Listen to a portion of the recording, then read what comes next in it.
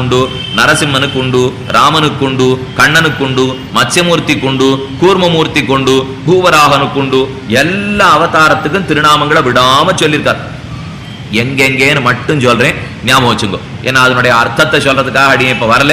பரத்வம் முதல் 3 திருநாமம் சொல்லி ஆகணும், சர்வ பிரகரணாயுதா சொல்லி ஆகணும். சேர்த்தாத்தான் முதலும் முடிவுமே நமக்கு கிடைக்கும். அதை கண்டிப்பா சொல்றேன். இருந்தாலும் விபவாவதாரம் எங்கெங்க எதை சொன்னார்னு மட்டும் பார்ப்போம். இப்ப நரசிம்மாவதாரம்னு பார்த்தோம்னா முதல்ல திருவிக்ரமாவதாரம் பார்ப்போம், நரசிம்மாவதாரம் பார்ப்போம், ராமனை பார்ப்போம், கண்ணனை பார்ப்போம். இந்த 4 பேரை சொன்னா எல்லாரும் சொன்னதா வச்சு விடலாம். திருவிக்கிரமனை பத்தி எங்க சாதித்தார்? உபேந்திரஹ வாமனஹ பிராம்சுஹு அமோகஹ சுச்சிஹி ஊர்ஜிதஹ அதீந்திரஹ. இந்த 7 திருநாமம் தான் வாமன திருவிக்கிரமாவதாரத்துக்காக. உபேந்திரோ வாமன பிராம்சு அமோக சுச்சிருஜிதஹ அதீந்திரஹ. அது வரைக்கும் உபேந்திரன் இந்திரனுக்கு தம்பியா பிறந்திருக்கான் எம்பெருமான். அதிதி காஷ்யபருக்கு உபேந்திரன் பேர், பிறப்பால தம்பி. உபேந்திரன உபனாலே அடுத்த பட்சம்னு அர்த்தம். வாத்தியார் சுவாமி கல்யாணத்துக்கு கூப்பிடுவோம், பிருகஸ்பதினு பேர். அவரு கூடவே ஒத்தாசை ஓடி ஆடுறதுக்கு வருவாரா, உப பிருகஸ்பதினு அவருக்கு பேர். உபன்னு சொன்னா அடுத்த நிலைன்னு அர்த்தம். இந்திரனுக்கு உபேந்திரன் சொன்னா என்ன? இந்திரனுக்கு தம்பியா வந்து பிறந்தான். பிறப்பால இந்திரனுக்கு தம்பி, ஆனா குணத்தாலே அதீந்திரா, இந்திரனையும் கடந்தவன் எம்பெருமான். பிறப்பால உபேந்திரன், குணத்தால அதீந்திரன் இல்லையோ, அதனாலதான் உபேந்திரஹான்னு ஆரம்பிச்சு அதீந்திரஹான்னு முடிச்சுட்டார். உபேந்திரோ வாமன பிராம்சு அதீந்திரஹா என்ன அந்த இடத்துல சாதித்தார். இதெல்லாம் திரிவிக்ரமாவதாரம் வாமனாவதாரத்துக்காக. வாமனஹா, வாமனன்னா ரொம்ப அழகான திருவவதாரம், அதை சொன்னார். நரசிம்மாவதாரத்தை பத்தி அமிருத்யுகு சர்வதிருக்கு சிம்ஹா சந்தாதா சந்திமான் ஸ்திரா அஜஹ துர்மர்ஷணஹ சாஸ்தா விஸ்ருதாத்மா சுராரிகா. இந்த 10-11 திருநாமங்கள் நரசிம்மாவதாரத்துக்காக. அமிருத்யு சர்வதிருக்கு சிம்ஹா சந்தாதா சந்திமான் ஸ்திரா அஜஹ. ஒரு திருநாமம் அஜஹான்னு சாதித்தார். பராசரவட்டர் வியாக்கியானம் பண்ணார். ஸ்தம்ப சம்பவத்வேன இதரவன்ன ஜாயதேதி அஜஹ. அஜன்னா பிறப்பே இல்லாதவன் அர்த்தம். ஜ பிறக்கிறான், அஜ பிறப்பில்லாதவன்.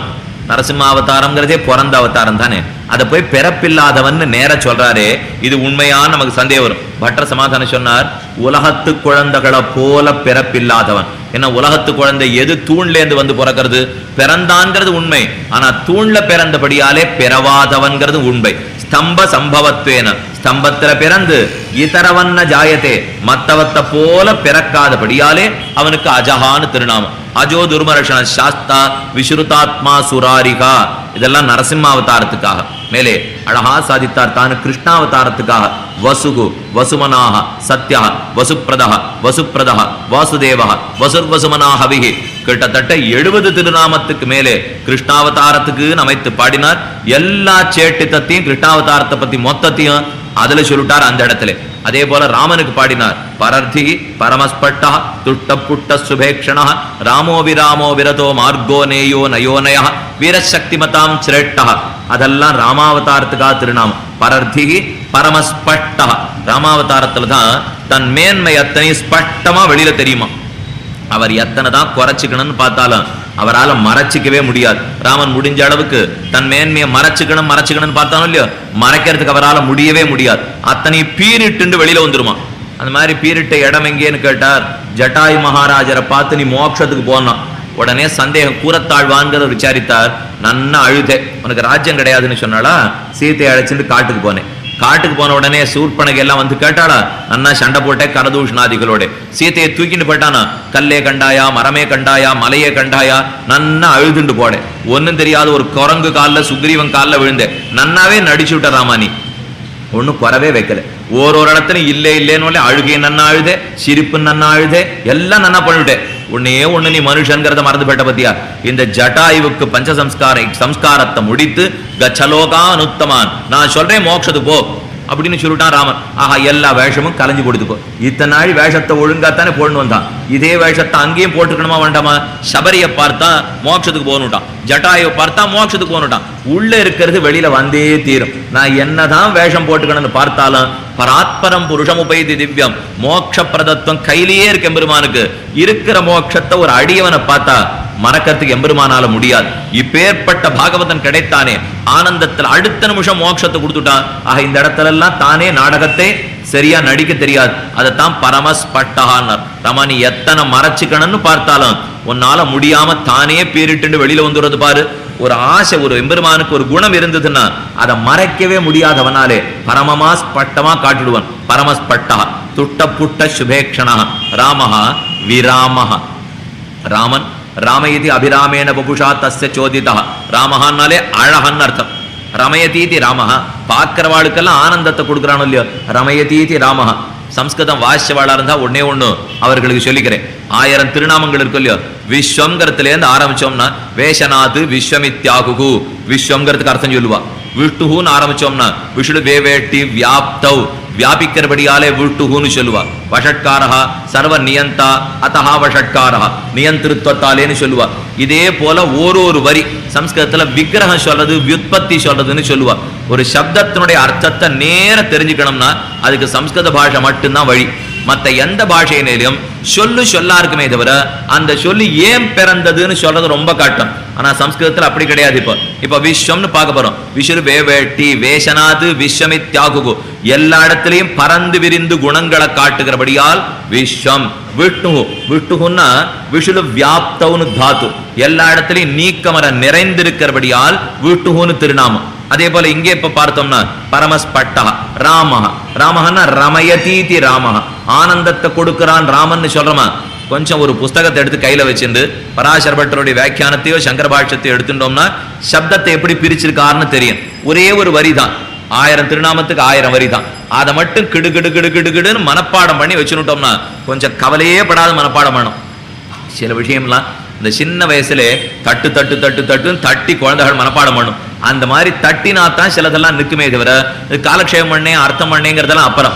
மூலத்தை பொறுத்த வரைக்கும் அப்படியே நொட்டுருவா மனசுல இருந்தா தான் மேல தெரியும். இந்த 1000 திருநாமங்களுக்கு வரிசையா எழுதி வச்சுக்கணும். திரும்பி பார்க்காம கிடுகிடுகிடுன்னு மனப்பாடம் பண்ணி வச்சுட்டோம்னா அர்த்தத்தனையும் உங்க கையில். அதுக்கப்புறம் யாருட்டையும் எந்த அர்த்தத்தையும் நிற்கவே வேண்டாம். விஸ்வம்னு ஆரம்பிச்சா அப்படியே ஒப்பிக்க ஆரம்பிச்சுடணும். சர்வப்பிரகரணாயுதா வரைக்கும் ஒப்பிச்சு முடிச்சுடலாம். சப்தத்தை மட்டும் சொல்லல, சப்தத்தோட கூட கூட ஒரு வரி. அந்த மாதிரி ராமஹா ரமயதீதி ராமஹா, ஆனந்தத்தை கொடுக்கிறான். விராமஹா, விராமன் விராமம்னா ஓய்வு. பள்ளிக்கூடம் நடக்கும், 10 மாசம் நடத்துறாளோ இல்லையோ, 10 மாசம் நடத்திட்டு அப்புறம் 2 மாசம் விராமம் ஓய்வுன்னு கொடுத்துருவா. இந்த குழந்தை ஹளத்தனி ஓன்னு சத்தம் போட்டு வெளியில வரும். ஏன்னா 2 மாசம் இனிமே சந்தோஷமா மகிழ்ச்சியா இருக்க போறோம் இல்லையோ. ஓய்வுன்னு அர்த்தம் அந்த சப்தத்துக்கு விராமஹாங்கிறது. ராமன் தானே சொல்லணும். ஏன் ஓய்வு எடுத்துட்டு இருக்காரா ராமன்? காட்டுக்கு போய் ரொம்ப கட்டப்பட்டுட்டு போய் படுத்துன்னு தூங்கி போயிட்டாரா அயோத்தியில? இப்போ எதுக்கு விராமஹான்னு சொல்றது தெரியுமா? ராமன் வந்தால் 3 பேர் ஓய்வு எடுத்துட்டு ஆகணுமா. எந்த 3 பேர்? வரத்தை கொடுத்தவன், வரத்தை வாங்கினவன், வரம். 3 பேருக்குமே ஓய்வு. ராமன் மட்டும் வந்து குறுக்க நின்னான்னா வரத்தை கொடுத்தவன் பிரம்மா, வரத்தை வாங்கிண்டவன் ராவணன், வரம் ஷாஹா வரம். 3மே ஓய்வு எடுத்துட்டு சொல்லியோ. பிரம்மாவுக்கு வேலை கிடையாது, ராவணன் மாண்டே போனான், மாள மாட்டாங்கிற வரமும் மாண்டு போனது. 3மே முடிஞ்சு படுத்தோ இல்லையப்போ. இதைத்தான் விராமஹான்னு சாதித்தார். ராமன் ரட்சிக்கணும்னு வந்துட்டான்னா தொய் ரக்ஷதி ரக்ஷகைஹி கிம் அன்யைஹி தொய்ச்ச அரக்ஷதி ரக்ஷகைஹி கிம் அன்யைஹி. ராமா நீ ரட்சிக்கணும்னு வந்தியானா வேற யாரும் வர தேவையில்லை. நீ மட்டும் கொல்லணுங்கிற எண்ணத்தோட வந்துட்டியானா நான் யாரை கூட்டின்னு வந்து பிரயோஜனமே கிடையாது. ராமன் ரட்சகன்னா ரட்சகன், மத்த யாரையும் கூப்பிட வேண்டிய தேவையே கிடையாது. இதைத்தான் ஹனுமான் போய் ராவணன் இடத்துல சொன்னார். பிரம்மாஸ்வயம்பூஷ் சதுரானனோவா ருத்ரஸ்திரிநேத்ரஸ் திரிபுராந்தகோவா இந்திரோ மகேந்திர சுரநாயகோவா திராத்தும் நசக்யாயுதி ராமவத்யம். ராமன் ரட்சிக்கணும்னு வந்து நின்னால் பிரம்மா வர தேவையில்லை, ருத்ரன் வர தேவையில்லை, இந்திரன் வர தேவையில்லை. மாத்தினுட்டார் ஹனுமான். அப்புறம் தப்பா சொல்லிட்டே ராமனா. பிரம்மா வந்து பிரயோஜனம் இல்லை, ருத்ரன் வந்து பிரயோஜனம் இல்லை, இந்திரன் வந்து தேவையில்லைங்கிறது வேற, பிரயோஜனம் இல்லைங்கிறது வேற. ராமன் ரட்சிக்கணும் வந்தா மத்த 6 வர்றதுக்கு தேவையே கிடையாது. அப்ப பிரம்மா வரத்தை கொடுத்தார், மாண்டு போனார். ஐயோ என்ன பண்றதுன்னு தெரியாத தவிச்சு போயிட்டார் பிரம்மா. தானும் மாறு செய்த வாழறக்கன் நாளுலப்ப அன்றிலங்க நீர் செய்து சென்னு கொன்னு வெண்ணி கொண்ட வீரனார். ஆழ்வாருடைய பாசுரம், திருமணிசி ஆழ்வார் பாசுரம் வாசிச்சாதான் மனப்பாடம் எப்படிங்கிறதே வரும். ரொம்ப வேகமா பாடிடுவார் ஆழ்வார். அது இந்த துள்ளல் ஓசைன்னு தமிழ்ல சொல்றோம் இல்லையோ. பூனிலாய 5மாய் புனர்கண்ணின்ன 4மாய் தீனிலாய 3மாய் சிறந்த கால் 2மாய் மீனிலாய 1மாகின்னு கிடுகிடுகிடுன்னு பாடுவார். பாலி நீர்மை செண்பொ நீர்மை பாசியன் பசும்புறம் போல நீர்மை பொற்புடத்தடத்து வண்டு வண்டுலா நீல நீர்மை. இந்த வேகமா பாடுறதே திருமணிசி ஆழ்வாருக்கே வேலை. அதே போல இங்கே பாடி வைத்தார். சென்னு கொன்னு வெண்ணி கொண்ட வீரனார். சென்றுனா லங்கைக்கு போய் கொன்று, ராவணாதிகளை கொன்று வென்றி கொண்ட வீரன் ராமனொல்லியோ. அந்த ராமனை பார்த்தாலே வரம் கொடுத்தவன் கொடுத்தவன் வரம், வாங்கினவன் வரம், மூணுமே படுத்தும் தூய்படும் ஓய்வு தான் விராமஹ. பரர்த்திகி பரமஸ்பட்டஹ துஷ்டப்புட்ட சுபேக்ஷணஹ ராமோ விராமோ விரதோ மார்கோனேயோ நயோநய. இதுல சங்கர பாஷ்யம், மத்வ பாஷ்யம், பட்டர் பாஷ்யம். நம் மூணுத்துக்குள்ளே எங்கெங்க 100வது முடியறதுங்கிறதுல கொஞ்சம் கருத்து வேறுபாடு உண்டு. முதல் சப்தம் ஆரம்பிக்கும். இப்ப விரஜோ மார்கோ நேயோ நயோ நயஹான்னு சொல்லுமா, அந்த இடத்துல விரஜோ மார்கஹா ஒரு மாதிரி சொல்லுவா, விரதஹா மார்கஹா பிரிச்சு சொல்லுவா. இதுல ஏகாநேக சப்தங்கள்னு நிறைய வந்துட்டே இருக்கும். பார்த்தா ஒரு சப்தமாட்டம் இருக்கும், ஒரு சப்தமா வியாக்கியானம் பண்ணுவா, 2 சப்தமா வியாக்கியானம் பண்ணுவா.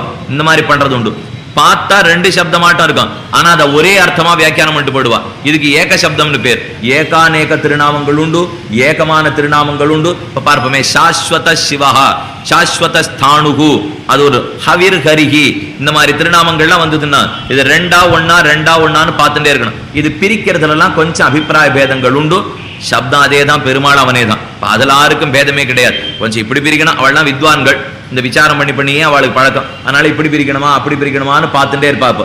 ராமாவதாரம் அது. பரர்த்தி பரமஸ்பட்டஹா ராமனுக்காக, வசுரேதாக வசுப்பிரதா வசுஹு கண்ணனுக்காக, அமிருத்யு சர்வதிருக் சிம்ஹா நரசிம்மனுக்காக, உபேந்திரோ வாமன பிராம்சுஹு வாமனாமூர்த்தி திரிவிக்ரமாவதாரத்துக்காக. சரி, அர்ச்சாவதாரத்துக்கு ஒன்னான்னு சொல்ல வேண்டாமா? ஒரே திவ்யதேசம் திருக்கண்ணபுரம்ங்கிற அற்புதமான திவ்யதேசம். அதுல சௌரி பெருமாளா சேவை சாதிக்கிறான் எம்பெருமான். அந்த ஒரு திவ்யதேசத்துல போனோம்னா அழகான சௌரி கொண்ட சாத்தின்னு சேவை சாதிப்பன் எம்பெருமான். அழகான அலங்காரன் உத்பலாவதகே திவ்யே விமானே புஷ்கரேக்ஷணம் சௌரிராஜ மகம் வந்தே சதா சர்வாங்க சுந்தரம். எங்க பார்த்தாலும் அழகன் எம்பெருமான். திருக்கண்ணபுரத்திலே சௌரி பெருமான். அவனை பத்தி சொல்றார், சூர சௌரி ஜனேஸ்வரா திருநாம வருது இல்லையோ, பட்டர் உடனே சாதித்தார். இதனாலதான் அர்ச்சாவதாரத்தை விபவத்துக்குள்ள சேர்த்துக்கணும்னார். ஏன்னா கிருஷ்ணாவதாரத்தை பத்தி சொல்லின்னு வந்தார், அதுக்கு மேல அர்ச்சையை பத்தி சொல்லி சௌரிகின்னார். அப்ப சௌரி கண்ணன் தானே சௌரி பெருமான சேவை சாதிக்கிறான். விபவத்துக்குள்ள அர்ச்சையை சேர்த்துட வேண்டிதான். சௌரிகிங்கிற இடத்திலே இந்த பெரியவர்கள்லாம் அனேன அர்ச்சாவதார விருத்தாந்தோபி அத்தர சங்கிரஹீதா, இந்த இடத்திலே அர்ச்சாவதார கதைகள் கூட சேர்த்து சொல்லப்படுகின்றன. புரி கஷேத்திரத்தை பத்தி சொல்லியிருக்கார், பதரிகாசிரமத்தை பத்தி சொல்லியிருக்கார், துவாரகையை பத்தி சொல்றார், திருக்கண்ணபுரம் ஸ்ரீரங்கத்தை பத்தி சொல்லியிருக்கார். இந்த மாதிரி பல திவ்ய தேசங்களை பத்தி பிரஸ்தாவம்லாம் உண்டு. ஸ்ரீ விட்டு சாசனாமாத்தியாயத்தில் அர்ச்சயத்தனையும் விபவத்துக்குள்ளே சேர்ந்ததுங்கிறதையும் பார்த்தோம். இதெல்லாம் மேல பார்க்க வேண்டியது. இருந்தாலும் முதல்ல இருக்கிறத பார்க்கணும் இல்லையோ. விஸ்வம் விஷ்ணு வஷட்காரஹா, நான் 3 திருநாமம் சொல்றேன். சர்வ பிரகரணாயுதா பார்ப்போம். மேற்கொண்டு பலஸ்ருதி 7 நாளா கேட்டு இருக்குமே, சுவாமி என்ன கிடைக்கும்னு கேட்கக்கூடாதுன்னு சொல்லிட்டு என்ன கிடைக்கும்னு தெரிஞ்சுக்கிறதுல ஆவல் இருக்குமா இருக்காதா?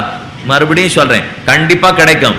நாம கேட்க கூடாதுன்னு தான் முதல் நாள்ல இருந்து பிரார்த்திக்கிறேன் தவிர கிடைக்காதுன்னு ஒத்துருமே சொல்லவே இல்லை. இப்போ கண்டிப்பா கிடைக்கும். நாம சொல்றதுக்காக நாம சொல்லிட்டு இருந்தோம்னா, சொல்லும் இன்பத்துக்கு நாம் செம்படவர்கள் அன்று, நாம் வியாபாரி அன்று, ராஜாக்கள் நாம ஒத்தொத்தரும். முதல் நாளே பார்த்தோம் இல்லையோ, ரத்தனத்தை செம்படவன் 10 ரூபாய்க்கு வித்தான், ரத்தனத்தை வியாபாரி 1 கோடிக்கு வித்தான், ரத்தனத்தை ராஜா போட்டு மகிழ்ச்சி அடைந்தான். நாம ராஜாவாத்தான் இருக்கணுமே தவிர எதுக்கு ஒரு வியாபாரியும் செம்படவனாம இருக்கணும்? அதனால பல நிறைய உண்டு. அதை கடைசி 15 நிமிஷத்துல சொல்றேன். இப்ப பார்க்க வேண்டியது விஸ்வம் விஷ்ணு வஷட்காரஹா. விஸ்வம் குணபூர்த்தி சொல்லுகிறது. விஸ்வம்ங்கிற சப்தத்தாலே எம்பெருமானுக்குரிய அத்தனை கல்யாண குணங்களும் சொல்லப்படுறதாம். அழ்வார் முதல் பாசுரத்திலே உயர்வர உயர்நலம் உடையவன் எவனவன், மயர்வர மதிநலம் அருளினன் எவனவன், கல்யாண குணங்களாலே பூர்ணன்னு சாதித்தார். உயர்வே பரன்படியே உள்ளதெல்லாம் தான் கண்டு மயர்வேதனோர் உயர்வேத நேர்கொண்டுரைத்து மயர்வேதம் வாராமல் மானர வாழ்விக்கும் மாறன் சொல் வேறாகவே விளையும் வீடு. இது மணவாள மாமனிகளுடைய திருவாய்மொழி 100 பாசுரம். உயர்வர உயர் நலமுடையவன் எம்பெருமானுக்கு இருக்கிற அத்தனை கல்யாண குணங்களையும் விஸ்வம் ஒரே சப்தத்தால சொல்ல பார்க்கிறார். ஏன்னா என்னைக்குமே என்ன வழக்கம்னா, பெரியோர்கள்லாம் ஒரு கிரந்தத்தை சொல்ல ஆரம்பிச்சாள்னா மேல என்ன சொல்ல போறாங்கிறதை முதல்ல சுருக்கமா சொல்லிடுவா. அதுக்கப்புறம் அதை மேல விரிச்சுட்டே போவா. கடைசியில சுருக்கமா என்ன சொன்னோம்னு சொல்லி முடிச்சுடுவா. இப்ப முதல்ல இது இத்தனைக்கும் சுருக்கம் சொல்லணும் இல்லையா? விஸ்வம் போரும். அந்த ஒன்னே ஒண்ணு திருநாமத்திலே மேல சொல்ல போற 1000க்கும் சுருக்கம் அதுதான். ஏன்னா ஒரு திருநாமமும் ஒரு குணத்தை சொல்றதுன்னு பார்க்க போறோமா. யானி நாமானி கவுனானி விக்யாத்தானி மகாத்மனஹ. அப்ப அத்தனை குணத்தையும் சேர்த்து விஸ்வங்கிற சொல்லணும். எம்பெருமானுக்கு இருக்கிற குணங்கள், சாமி அத்தனை குணம் உண்டான்னு நாம கேட்டோம். ஒரே ஒரு குணத்தை விசாரித்து பார்ப்போம்னு வேதத்திலே ஆனந்தவல்லி உபனிஷத்து, தைத்திரிய உபனிஷத்து சொல்றோம் இல்லையோ, அதுல ஆனந்தவல்லின்னு சொல்றோம் நாமும். முதல் உபனிஷத்து சீக்ஷாம் வியாக்கியாஸ்யாமஹான்னு தொடங்கும். அதுக்கப்புறம் ஆனந்தவல்லி 2வது, பிருகுருவை வாருணிகின்னு பிருகுவல்லி தொடங்கும். கடைசியா நாராயணவல்லி அம்பஸ்யவாரே புவனஸ்ய மத்தியே நாகஸ்ய விருட்டே மகதோ மகியான்னு தொடங்கும். குழந்தைகளுக்கு கடைசி பட்சம் இந்த 4 வள்ளியான்னு சந்த சொல்லணும். வலி இல்லை, வள்ளி. என்ன இதெல்லாம் அது சொல்றதுக்குள்ள வலி எடுத்து போயிடுறது சுவாமி, இது என்னதுக்கு நமக்கு சிரமம் பண்ண 6 வலின்னு நினைச்சிட வேண்டாம். ஆனந்தவல்லி, சிக்ஷாவல்லி, பிருகுவல்லி, நாராயணவல்லின்னு சொல்லுவார்கள். அதுல இப்ப இது 2வது வள்ளி ஆனந்தவல்லி. இந்த ஆனந்தவல்லி என்ன பண்ணிட்டு வேதாந்தம் பிரம்மத்துக்கு எத்தனை ஆனந்தம் இருக்குன்னு கொஞ்சம் யோசிச்சு பார்ப்போம், அளந்து பார்ப்போம்னு ஆரம்பிச்சது.